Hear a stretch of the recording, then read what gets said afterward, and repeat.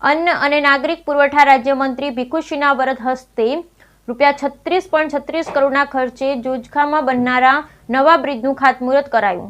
અન્ન નાગરિક પુરવઠા સામાજિક ન્યાય અને અધિકારિતા રાજ્યમંત્રી અને છોટાઉદેપુર જિલ્લા પ્રભારી મંત્રી ભીખુસિંહ પરમારના હસ્તે છોટાઉદેપુર જિલ્લાના બોડેલી તાલુકાના જોજવા ગામે ગુજરાત રાજ્યના માર્ગ અને મકાન વિભાગ દ્વારા મુખ્યમંત્રી ગ્રામ સડક યોજના હેઠળના construction of bridge on Jojwa Dhebarpura road over river Orsang along with improvement of connectivity road 36.36 કરોડના ખર્ચે ખાતમુહૂર્ત કરાયું હતું. આ પ્રસંગે મંત્રીએ જણાવ્યું કે રાજ્ય સરકાર દ્વારા બોડેલી તાલુકાની ઓરસંગ નદી પર બ્રિજ બનવાથી 80 ગામના લોકોને લાભ થશે.